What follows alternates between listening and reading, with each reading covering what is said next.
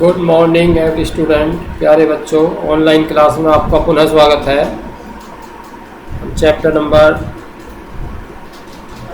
जो है हमारा चल रहा था उसको हम आगे बढ़ाएंगे और वायुमंडल से संबंधित जो जानकारियाँ शेष रह गई थी बच्चों उसको आज हम पूरा करेंगे। तो अच्छा 7th वाले बच्चे अपनी किताबें निकालें, पेज संख्या 7 और क्लास 7 और पेज संख्या 21 पर जाएं। आज बच्चों हम अध्ययन करेंगे वायुमंडल में ताप वृद्धि के क्या कारण हैं। उससे पहले हमने अक्षांशों के बारे में पढ़ा था, गोलार्धों के बारे में पढ़ा था, उस कटिबंधों के बारे में पढ़ा था। तो आज जानेंगे वायुमंडल में ताप वृद्धि। स्टार्टिंग करते हुए समझेंगे सूर्य पृथ्वी की सतह पर ताप का विकिरण करता है, अर्थात जो सूर्य है बच्चों हमारे पास जो रोशनी है, प्रकाश है, ऊर्जा है, उसको हमारे पास तक पहुंचाता है। अर्थात विकिरण मीन्स बिखराव करता है। यह ताप वायुमंडल को गर्म नहीं करता बल्कि यह ताप पृथ्वी की सतह द्वारा ग्रहण कर लिया जाता है। अब क्या होता है कि जो सूर्य का विकिरण है, उसका जो प्रकाश है, उसकी जो किरणें हैं वो बच्चों वायुमंडल को सीधे सीधे गर्म नहीं करती बल्कि पृथ्वी की सतह द्वारा उसको ग्रहण किया जाता है और तब जाकर इस हमारे जो वायुमंडल है इसमें गर्मी या सर्दी का एहसास होता है। तो हम जानेंगे कि वायुमंडल किस प्रकार से गर्म होता है, क्या क्या ऐसे कारण हैं कि वायुमंडल गर्म हो। 1 पॉइंट पढ़ेंगे, विकिरण। पृथ्वी की सतह सूर्य के विकिरण को ग्रहण करके गर्म हो जाती है। इस प्रक्रिया में वायुमंडल गर्म नहीं होता। जब पृथ्वी की सतह इस ताप पर विकिरण करती है तब वायुमंडल गर्म हो जाता है। अभी जैसा कि हमने जिक्र किया था स्टार्टिंग में ही कि जो पृथ्वी पर जो सूर्य की किरणें आती हैं, विकिरण होता है, उससे सीधे सीधे जो वायुमंडल है बच्चों वो गर्म नहीं होता बल्कि क्या होता है कि जो पृथ्वी है, पृथ्वी की जो सतह है उस सूर्य के विकिरण से बच्चों गर्म होती है। तब हमें गर्मी का एहसास होता है क्योंकि वहाँ से वह परिवर्तित होकर पृथ्वी की सतह से परिवर्तित होकर पूरे वायुमंडल में मिल जाता है। इसलिए बच्चों वायुमंडल गर्म हो जाता है। यह प्रक्रिया जो है पार्थिव विकिरण कहलाती है। इस प्रक्रिया को हम पार्थिव विकिरण कहते हैं। इस प्रकार क्या है कि सूर्य की किरणों द्वारा जो है वायुमंडल बच्चों गर्म नहीं होता बल्कि पृथ्वी की ताप द्वारा ही वह गर्म होता है। दूसरा पॉइंट जानेंगे, चालन। ताप उच्च तापमान से निम्न तापमान में स्थानांतरित होता है। यह प्रक्रिया चालन कहलाती है। जब आप आग के निकट जाते हैं तो ताप का अनुभव करते हैं। जब आपकी माताजी फ्राई पैन को आग पर रखती हैं तो यह ताप के चालन के कारण गर्म होता है। अर्थात जब हम कोई ऐसी प्रक्रिया करते हैं, उदाहरण दिया है जैसे आग पर हम फ्राई पैन रखते हैं तो ताप का चालन होता है और वह फ्राई पैन गर्म हो जाता है। तो ऐसी जो प्रक्रिया है जिसमें ताप उच्च ताप से निम्न ताप की ओर स्थानांतरित होता हो उसको चालन कहा जाता है। तीसरा है ताप वृद्धि का कारण बच्चों संवहन। पृथ्वी की गर्म सतह के संपर्क में आने पर वायु गर्म हो जाती है। यह गर्म वायु हल्की होने के कारण निम्न दाब क्षेत्र बनती हुई ऊपर उठती है। परिणाम स्वरूप रिक्त स्थानों को भरने के लिए ठंडे स्थानों से वायु इस ओर बहती है। पृथ्वी की सतह के संपर्क में आने पर गर्म हो जाती है। गर्म होकर पुनः वायु ऊपर उठती है और इसका स्थान ठंडी वायु द्वारा ले लिया जाता है। यह वायु की एक चक्रीय प्रक्रिया की रचना करती है जो वायुमंडल को गर्म करती है। जैसा कभी ऊपर भी हमने जिक्र किया, पढ़ा था कि सूर्य के ताप से पृथ्वी गर्म होती है और उसको वह जो है परिवर्तित करती है और इस वायुमंडल में भेजती है, तब वह गर्म होता है। तो इसी प्रकार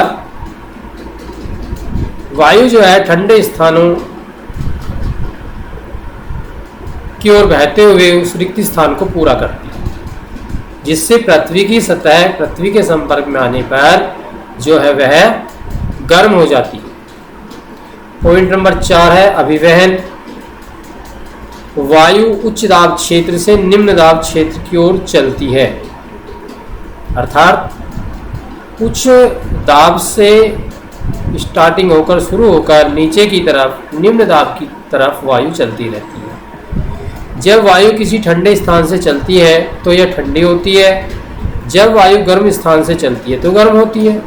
अर्थात यदि वायु ठंडे स्थान से चलेगी तो हमें ठंड महसूस होगी, और जब गर्म स्थान से चलती है तो वायु गर्म होती है, जिसके कारण हमें गर्मी का एहसास होता है। तो वायु की जो गति है वह किस स्थान से चल रही है, ठंडे स्थानों से प्रारंभ है या गर्म स्थानों से प्रारंभ है, उसी पर निर्भर करता है कि हम गर्मी या सर्दी का अनुभव करेंगे।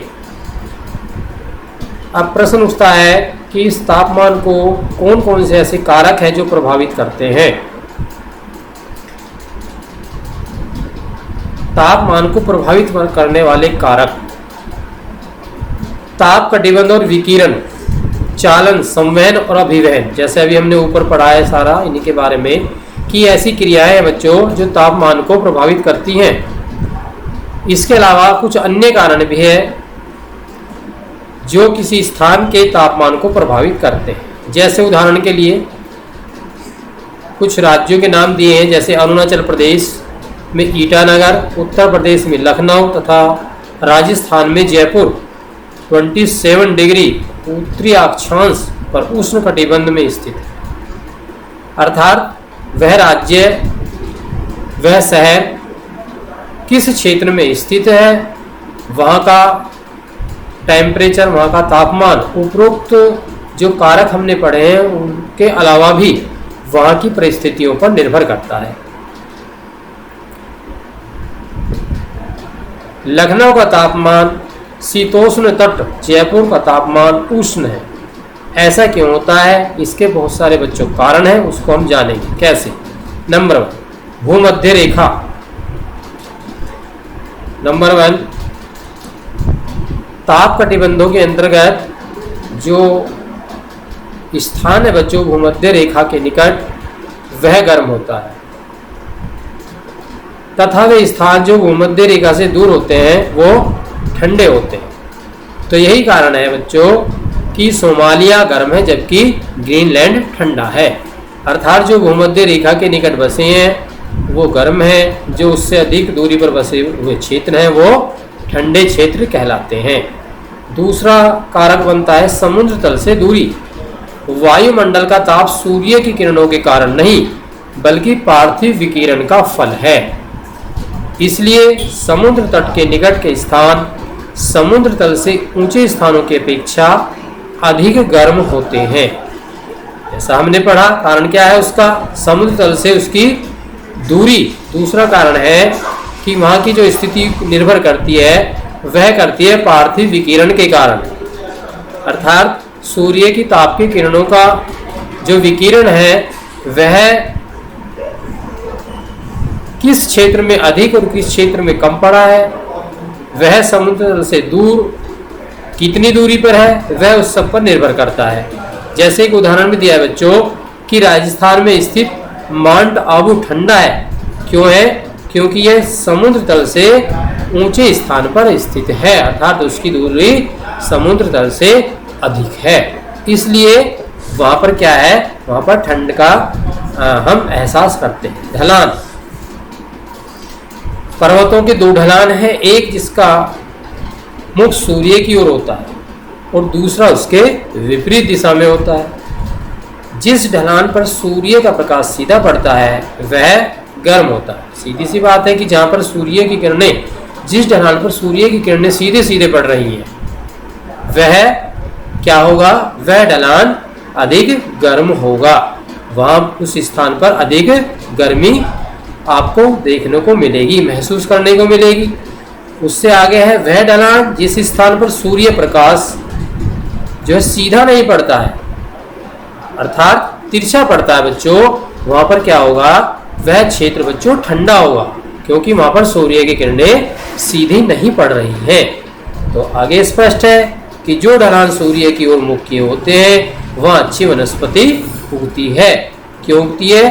क्योंकि उनको पर्याप्त मात्रा में वहां पर प्रकाश और वायु और जल की प्राप्ति होती है, इसलिए वहां पर जो वनस्पति है, जो फसलें हैं वो भी अच्छी पैदा होती हैं। पॉइंट नंबर 4 नेक्स्ट, समुद्र से दूरी। समुद्र का उसकी सन्निकट भूमि पर एक संयुक्त प्रभाव पड़ता है। जल भूमि की तुलना में गर्म तथा ठंडा होने में अधिक समय लेता है, इसलिए भूमि दिन के समय अधिक शीघ्र गर्म हो जाती है, जिसके प्रभाव में वायु भी गर्म हो जाती है। गर्म वायु निम्न वायु क्षेत्र बनाती हुई ऊपर उठती है, इसलिए समुद्र की ओर बहने वाली वायु इस रिक्त स्थान को भरने के लिए या भरने की ओर आती है। तो यहाँ पर पहले इसको समझेंगे, आगे बढ़ेंगे फिर बाद में, कि जल भूमि की तुलना में गर्म तथा ठंडा होने में अधिक समय लेता है। आपने महसूस भी किया होगा बच्चों कि जो भारी मात्रा में, जो बड़ी मात्रा में पानी होता है वह भूमि की अपेक्षा, मिट्टी की अपेक्षा, पृथ्वी की अपेक्षा अधिक देरी से ठंडा होता है, उसमें अधिक समय लगता है ठंडा होने में, जबकि पृथ्वी जल के मुकाबले आसानी से ठंडी हो जाती है। ऐसा क्यों होता है? इसके पीछे क्या कारण है? इसके पीछे कारण यह है कि बहने वाली वायु रिक्त स्थान को भरने के लिए इस ओर आती, या गर्म वायु निम्न वायुदेव क्षेत्र में वायु दाब बनाती है, जिसके कारण ऐसा होता है। इसके विपरीत भूमि रात को समुद्र की अपेक्षा उच्च वायु दाब क्षेत्र से गर्म हो जाती है। वायु उच्च दाब क्षेत्र से निम्न वायु दाब क्षेत्र की ओर बहता है। इस घटनाक्रम के कारण समुद्र तट पर वायु चलती रहती है। यही कारण है कि समुद्र के निकटवर्ती क्षेत्रों में जलवायु सम रहती है, अर्थात वहाँ की स्थिति दोनों परिस्थितियों बदलने के कारण सम रहती है, न तो बहुत अधिक ठंड न तो बहुत अधिक गर्मी वहाँ पर पाई जाती है।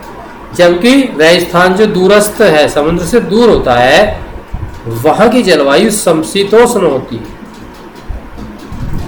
जैसे कलकत्ता की जलवायु और चंडीगढ़ की जलवायु समशीतोष्ण जलवायु पाई जाती है।